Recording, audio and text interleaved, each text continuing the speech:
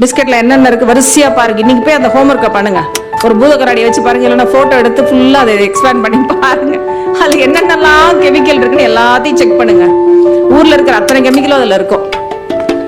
ஒரு பிஸ்கெட்டுக்கு ரொம்ப நல்ல பிஸ்கெட்னு பேர் சொல்ல விரும்பல, அதனால சொல்றேன். அந்த பிஸ்கெட் கம்பெனில வேலை பார்க்கிறவரு வந்திருந்தாரு, அவங்க அம்மாவை கூப்பிட்டு. அவர் சொன்னாரு என்கிட்ட, மேடம் நான் வேலை பார்க்குறேன் இந்த கம்பெனில, ஆனாலும் ரொம்ப நல்ல பிஸ்கெட்டு நீங்க நினைச்சிடாதீங்க, ஊர்ல எல்லா கெமிக்கலும் இதுல போடணும், தயவு செய்து இது மட்டும் யாரும் சாப்பிட வேணும் அப்படின்னு அவர் எங்ககிட்டயே சொல்லிட்டு போறாரு. ஓகேயா? ஸோ நம்மளும் யோசிக்கணும். 5 ரூபாய்க்கு ஒரு பிஸ்கெட் தரானே, அதுல பால் ஊற்ற முடியுமா அவனால? பால் இத்தனை சர்க்கரை அதுல போடணும் கட்டாயமா, இல்லைன்னா இனிப்பா இருக்காது. அதுல அத்தனை கலரு, அதுக்கு டேஸ்ட், ஸ்மெல்லு, அப்புறம் அந்த பல பேக்கெட்டு, அது தயாரிக்கிற இடத்துல இருந்து இங்க வரணுமே, அதுக்கு டிரான்ஸ்போர்ட், அதுக்கப்புறம் அந்த கடையில வச்சு விற்கிறதுக்கு அவனுக்கு லாபம் வேணும். இவ்வளவையும் பாத்தீங்கன்னா 5 ரூபாய்க்குள்ள ஒரு பிஸ்கெட், அதுக்குள்ள கட்டாயமா ஒரு 5-6 பிஸ்கெட் இருக்குல்ல, அப்ப எப்படி கட்டுப்படி ஆகும்? அப்ப அதுக்குள்ள என்ன இருக்கும்? தேவையான பொருள் எதுவுமே இருக்காது, சர்க்கரையை தவிர எதுவுமே அதுல இருக்காது. So analyse, biscuits not a good food at all. எப்போ பிஸ்கெட்னா வேற வழி இல்லை, எமர்ஜென்சி, டிராவல் பண்ணுறேன், இப்போ நான் மாட்டிக்கிட்டேன் ட்ரெயினில், இப்போ நிறைய கேள்விப்படுறோம்ல, புயலில் மாட்டிக்கிட்டாங்க, தண்ணியில் மாட்டிக்கிட்டாங்க, அப்படி மாட்டிக்கிட்டோம்னா பிஸ்கெட் சாப்பிடலாம், வேற வழி இல்லை, அவசரத்துக்கு ஜீவிக்கிறதுக்கு. பட் நார்மலாக நம்ம இருக்கும்பொழுது நோ பிஸ்கெட்.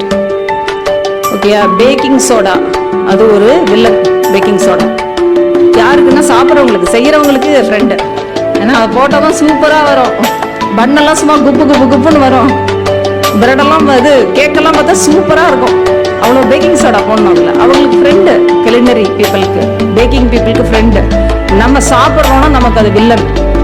அது நிறைய பிரச்சனைகளை உண்டு பண்ணும். முக்கியமாக டைஜஸ்டிவ் சிஸ்டத்தையே ஃபுல்லாக அப்படியே ஒரு மந்த நிலைக்கு கொண்டு போயிடும். பசியே எடுக்காது. நீங்கள் 2 பிஸ்கெட் பாலில் குழந்தை 2-3 மணி நேரத்துக்கு சாப்பிடாது. எதனாலன்னா அந்த பேக்கிங் சோடா. பசியே எடுக்காது. என் பிள்ளை பசியே எடுக்க மாட்டேது, சாப்பிடவே மாட்டேது. முதல்ல தான் 2 பிஸ்கெட் கொடுத்துட்றாங்க, அப்புறம் எங்க பசி எடுக்க போகுது?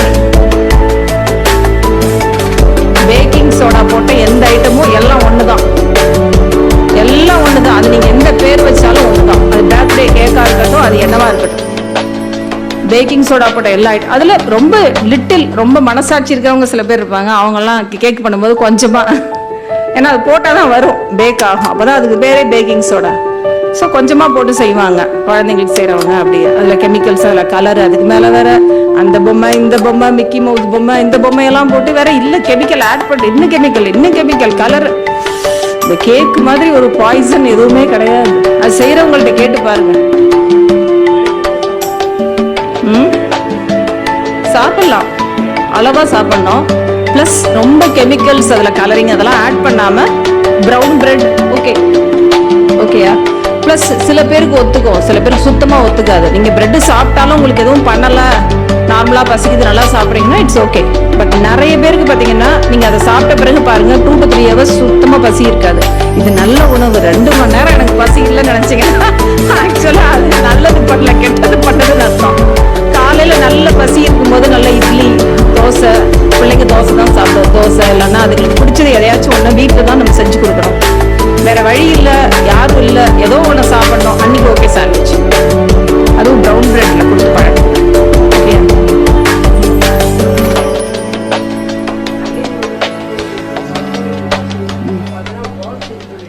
இருக்கும் சார், நீங்க மேல நல்லா பார்க்கணும். 100 கிராம்ல 1/2 கிராம் இருக்குன்னு எழுதியிருப்பாங்க. நம்ம சாப்பிட்றது 5 கிராமா இருக்கும். அப்ப நமக்கு எவ்வளவு கிடைக்கும் அதுல? யோசிச்சு பாருங்க. ரியலா நீங்க அதெல்லாம் கால்குலேட் பண்ணி பாத்தீங்கன்னா தெரியும், அவன் உண்மைதான் போட்டிருப்பான், நம்ம பார்க்க மாட்டோம். 500 கிராம்ல 30 கிராம் இருக்குன்னு போட்டிருப்பான், நம்ம சாப்பிட்றது 5 கிராம். அப்ப எனக்கு எவ்வளவு கிடைக்கும்? 0.3 தானே கிடைக்கும். அது எப்படி டெய்லி அலவன்ஸ் எனக்கு எப்படி கிடைக்கும்? கிடைக்காது. ஸோ அதனால இது உணவு செலக்ஷன் ஆஃப் ஃபுட்டு ரொம்ப ரொம்ப இம்பார்ட்டன்ட். அஃப்கோர்ஸ் அவசரத்துக்கு உணவுகள், தயாரிக்கப்பட்ட உணவுகள் சாப்பிடலாம், என்னைக்கா ஒரு நாள் சாப்பிடலாம், நம்ம வயிறு சமாளிக்கும். கிட்னியும் சரி, லிவரும் சரி, எல்லாமே தே ஆர் வெரி இன்டெலிஜென்ட். எவ்வளோ நம்ம கெமிக்கலை உள்ள போட்டாலும் அதை கிளீன் பண்ணிடும் ஒரு கட்டம் வரைக்கும். எப்படின்னா இப்போ 5 நாளைக்கு நல்ல உணவு நான் சாப்பிட்றேன், ஒரு நாள் நான் போயிட்டு ஏதோ ஒரு அவசரத்துக்கு ஒரு உணவு சாப்பிட்றேன், கெமிக்கல் கலந்த உணவுன்னா என் உடம்பு சமாளிச்சு. ஆனால் நான் 5 நாளும் அதுக்கு கெமிக்கலை போட்டுட்டு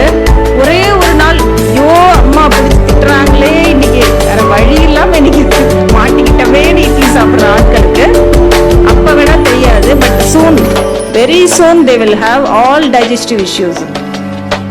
ஜீரண சம்பந்தப்பட்ட எல்லா பிரச்சனைகளும் வந்துடும்.